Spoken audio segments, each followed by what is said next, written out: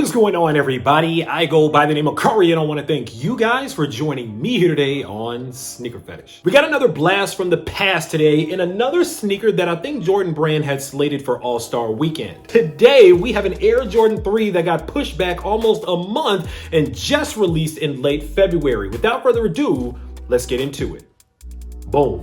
And there it is, ladies and gentlemen. This is the Air Jordan 3 Cool Gray. Well, not technically cool gray, more like the Air Jordan 3 silver graphite sport red orange peel, but who's really gonna call it that? So in typical sneakerhead fashion, if it's gray, it's just cool gray. What a blast from the past these are, man. Like, this sneaker truly is one of those sneakers that answers the question if you were around back in 2007, 2006, 2008, when a lot of these sneakers were just coming onto the scene for the first time. A lot of non-OG colorways were popping up. A lot of lifestyle sneakers, which this one was one of those lifestyle sneakers, were popping up that had the elevated price. A lot of apparel was coming out with them. This is when a lot of people were going to get the Jordan t-shirt to match the Jordans that were coming out. This was this kind of shoe here. Let's dive a little bit into this shoe and then we'll talk a little bit more about it. All right, guys, starting with the upper of the sneaker here. Now, the first thing that you're going to notice is that you pretty much have this all gray nubuck material pretty much surrounding the entire upper of the shoe. Now, that's accented here with perforated leather this time around the collar of the shoe, which actually is not true to the original version in 2007. This was a smooth gray,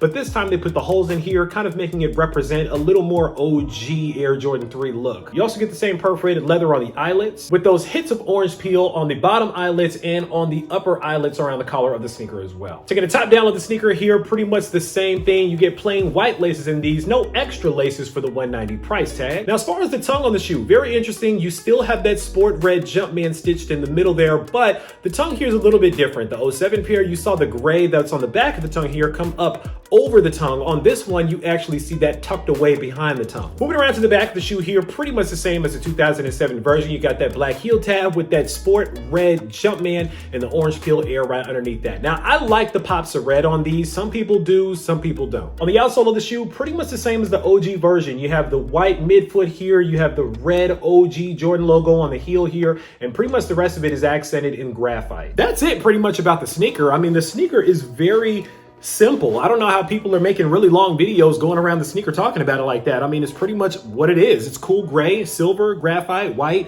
It's got some pops of red on here, a little orange peel, and that's it. You know, February and March of 2007 was a very interesting time because you had some really dope Jordan 3s that were all coming out around the same time. The cool gray 3s, of course, that dropped, I believe, late February. But then into March, you had the women's Harbor Blue Jordan 3s, you had the Flip 3s, and you had the OG Fire Red 3s that came back for the first retro. Now, with all those Air Jordan 3s dropping, if you cop all of those sneakers, you spend somewhere around $535 retail price for all of those sneakers. And at that time, I don't know about you, but for me, that was a lot of money. At the same time, it also made people choose sides about what they really, really liked and what they really, really didn't. Now, in 2021, I think that a lot of those people who were around in 2007 and were buying sneakers at the time, a lot of them ended up passing on the cool gray 3 back then, maybe to get maybe like the Fire Red 3 or maybe even the Flip 3s if that was something that you were into at the time because they were so different. But what I'm also seeing now is that in 2021, a lot of people wanted to reclaim that sneaker that they weren't able to get and ended up buying a pair. But times have changed since 2007. You know, we're 14 years past that now. And if you were 4 years old back when these first dropped,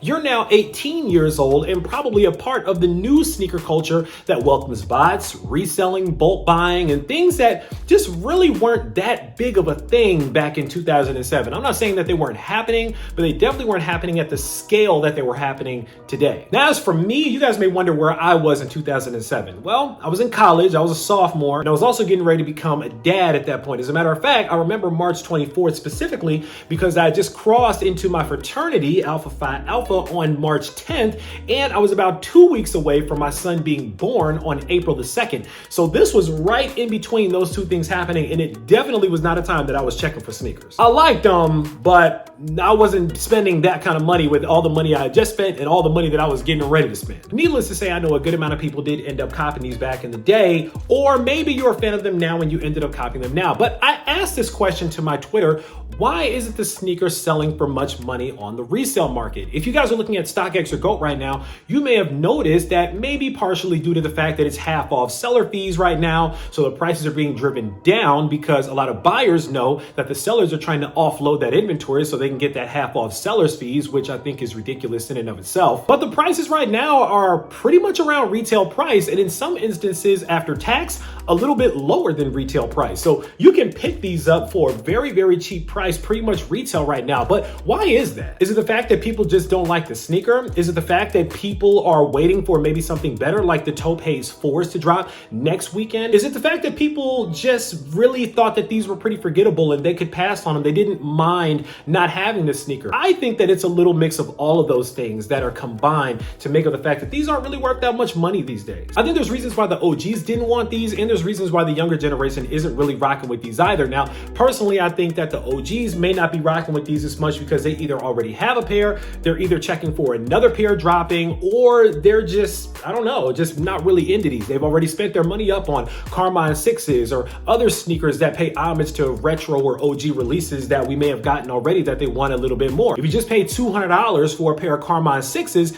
chances are with the way that spending happens in people who are aged around 30 to 35 or higher, they're not really checking for these much. These are really nice to look at, but they're probably not going to spend another $200 when they just got done paying $200 or more on Carmine 6s. You know, when you get older, you know, you got kids, houses, bills, car notes, things like that. You know, you're doing real life stuff. And you don't have all of the disposable income to keep spending $200 on sneakers all the time. Now, the botters did their things on this because, again, you see a Jordan retro, you think Last Dance, you think that this sneaker is going to go for a lot of money, and everybody wants every Jordan. But unfortunately, just like a lot of other sneakers that we've seen these days, these sneakers are what some people call that B word that I wish that we would leave back in 2020, and that word is bricks. A lot of people are calling these that right now because they weren't able to make a quick flip for a lot of money. And I'm gonna tell you like this.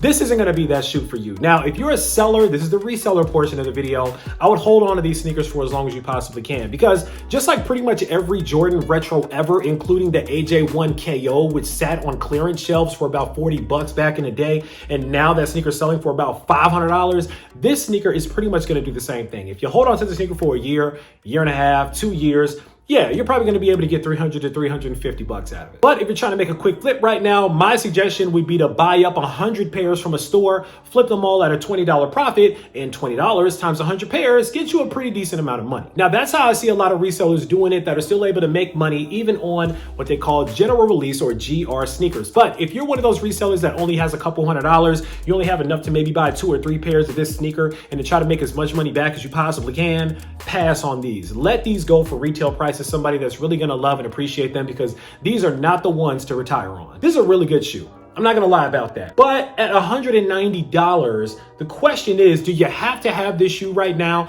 after the Carmine 6s just dropped, with the Taupe Haze 4s that I personally think are a little bit more popular than these coming out, with the possibility of cool gray 11s coming out later on this year, with all the other sneakers that are getting ready to come out, with people still trying to stack their coins up to get trophy room ones? Are these a must-have right now? No. I think that Jordan Brand placed these in the mix for people that weren't able to get their hands on other sneakers that they may have wanted as well. Or if you were feeling a little bit froggy, maybe you would go ahead and spend another $200 on these. I've seen a lot of people say that these are going to end up at outlets. If these end up at outlets, they may be in some obscure size that somebody just wasn't able to sell. But by and large, you know, in the regular sizes, I don't think these are going to end up at outlets. I think these are popular enough and these were just limited enough that pretty much anybody who wants them is going to have a pair. But I don't think that the demand is going to far outweigh the supply to the point where right now you're going to be able to sell these sneakers for a whole lot of money. That's just my 2 cents. It's a good shoe, but it's a forgettable shoe.